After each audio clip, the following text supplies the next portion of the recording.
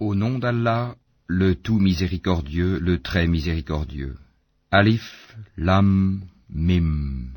Est-ce que les gens pensent qu'on les laissera dire « Nous croyons » sans les éprouver? Certes, nous avons éprouvé ceux qui ont vécu avant eux.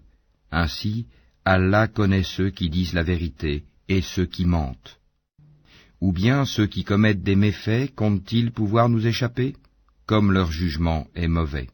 Celui qui espère rencontrer Allah, le terme fixé par Allah va certainement venir.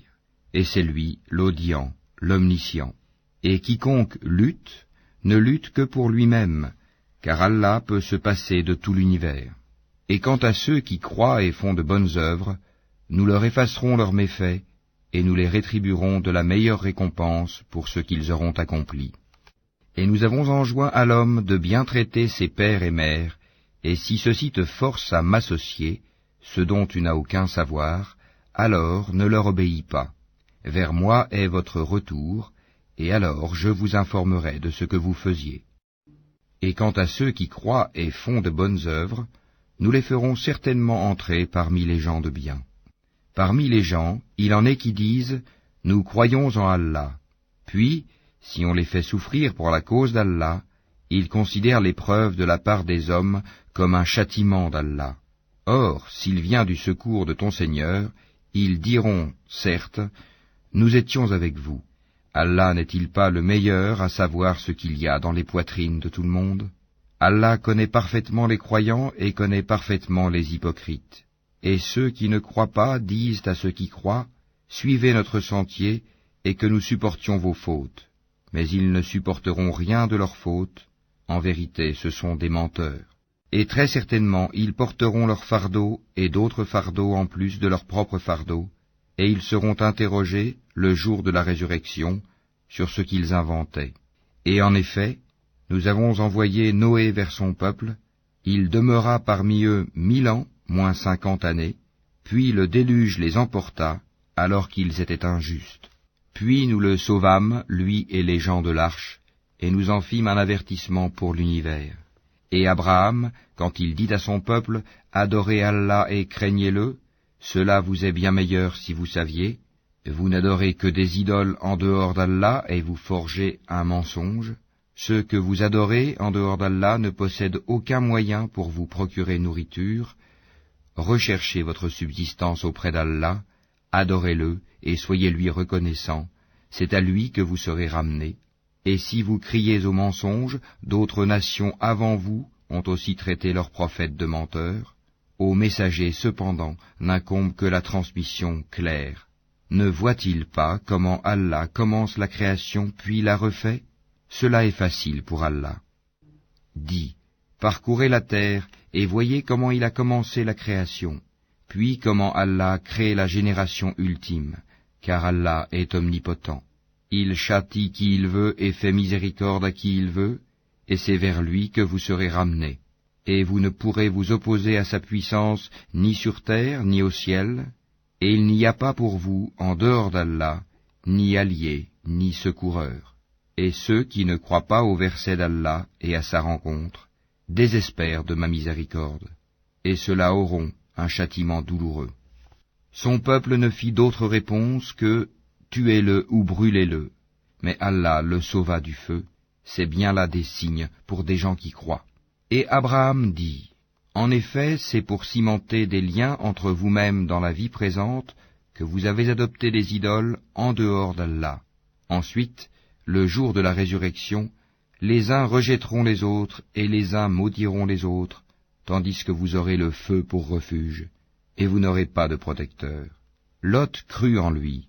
Il dit, « Moi j'émigre vers mon Seigneur, car c'est lui le Tout-Puissant, le Sage. » Nous lui donnâmes Isaac et Jacob, et plaçâmes dans sa descendance la prophétie et le livre. Nous lui accordâmes sa récompense ici-bas, tandis que dans l'au-delà, il sera parmi les gens de bien. Et Lot, quand il dit à son peuple, « Vraiment vous commettez la turpitude où nul dans l'univers ne vous a précédé, aurez-vous commerce charnel avec des mâles? Pratiquerez-vous le brigandage?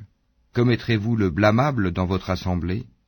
Mais son peuple ne fit d'autre réponse que « Fais que le châtiment d'Allah nous vienne si tu es du nombre des véridiques. » Il dit, Seigneur, donne-moi victoire sur ce peuple de corrupteurs. Et quand nos anges apportèrent à Abraham la bonne annonce, ils dirent, Nous allons anéantir les habitants de cette cité, car ses habitants sont injustes. Il dit, Mais Lot s'y trouve. Ils dirent, Nous savons parfaitement qui y habite. Nous le sauverons certainement, lui et sa famille, excepté sa femme, qui sera parmi ceux qui périront. Et quand nos anges vinrent à Lot, il fut affligé pour eux, et se sentit incapable de les protéger. Ils lui dirent, Ne crains rien et ne t'afflige pas, nous te sauverons ainsi que ta famille, excepté ta femme qui sera parmi ceux qui périront. Nous ferons tomber du ciel un châtiment sur les habitants de cette cité, pour leur perversité. Et certainement, nous avons laissé des ruines de cette cité un signe d'avertissement évident pour des gens qui comprennent. De même, au Madian, nous envoyâmes leur frère Souaïb, qui leur dit, Ô mon peuple, adorez Allah et attendez-vous au jour dernier, et ne semez pas la corruption sur terre. Mais ils le traitèrent de menteur, le cataclysme les saisit, et au matin, ils gisaient sans vie dans leur demeure. De même, nous anéantîmes les Ahad et les Tamoud. Vous le voyez clairement à travers leurs habitations. Le diable, cependant, leur avait embelli leurs actions, au point de les repousser loin du sentier. Ils étaient pourtant invités à être clairvoyants. De même, nous détruisîmes Corée, Pharaon et Haman, alors que Moïse leur apporta des preuves. Ils s'enorgueillirent sur terre, et ils n'ont pas pu nous échapper. Nous saisîmes donc chacun pour son péché. Il y en eut sur qui nous envoyâmes un ouragan, il y en eut que le cri saisit, il y en eut que nous fîmes engloutir par la terre, et il y en eut que nous noyâmes.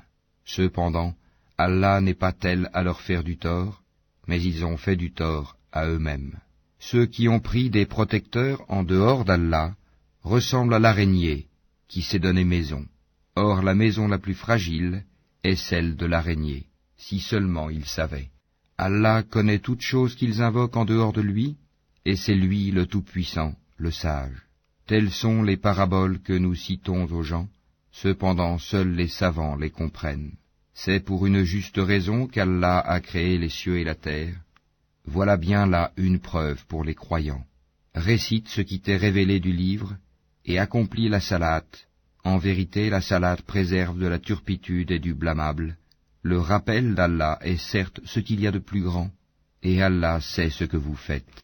Et ne discutez que de la meilleure façon avec les gens du livre, sauf ceux d'entre eux qui sont injustes.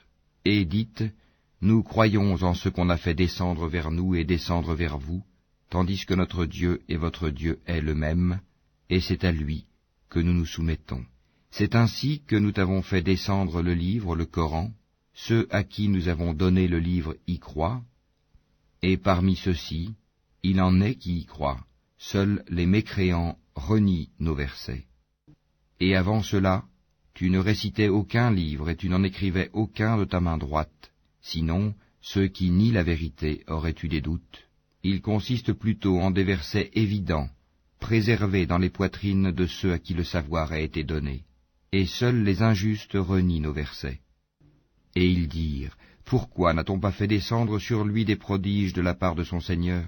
Dis, les prodiges sont auprès d'Allah, moi je ne suis qu'un avertisseur bien clair. Ne leur suffit-il donc point que nous ayons fait descendre sur toi le livre et qu'il leur soit récité? Il y a assurément là une miséricorde et un rappel pour des gens qui croient. Dis, Allah suffit comme témoin entre moi et vous, il sait ce qui est dans les cieux et la terre. Et quant à ceux qui croient au faux et ne croient pas en Allah, ceux-là seront les perdants. Et ils te demandent de hâter la venue du châtiment. S'il n'y avait pas eu un terme fixé, le châtiment leur serait certes venu, et assurément il leur viendra soudain, sans qu'ils en aient conscience. Ils te demandent de hâter la venue du châtiment, tandis que l'enfer cerne les mécréants de toutes parts. Le jour où le châtiment les enveloppera d'en haut et sous leurs pieds, il leur dira, goûtez à ce que vous faisiez. Ô mes serviteurs qui avez cru, ma terre est bien vaste, adorez-moi donc. Toute âme goûtera la mort, ensuite c'est vers nous que vous serez ramenés. Et quant à ceux qui croient et accomplissent de bonnes œuvres, Nous les installerons certes à l'étage dans le paradis sous lequel coulent les ruisseaux, pour y demeurer éternellement. Quelle belle récompense que celle de ceux qui font le bien, qui endurent et placent leur confiance en leur Seigneur. Que de bêtes ne se chargent point de leur propre nourriture. C'est Allah qui les nourrit ainsi que vous, et c'est lui l'audient, l'omniscient. Si tu leur demandes qui a créé les cieux et la terre et assujetti le soleil et la lune, ils diront très certainement Allah. Comment se fait-il qu'ensuite ils se détournent du chemin droit?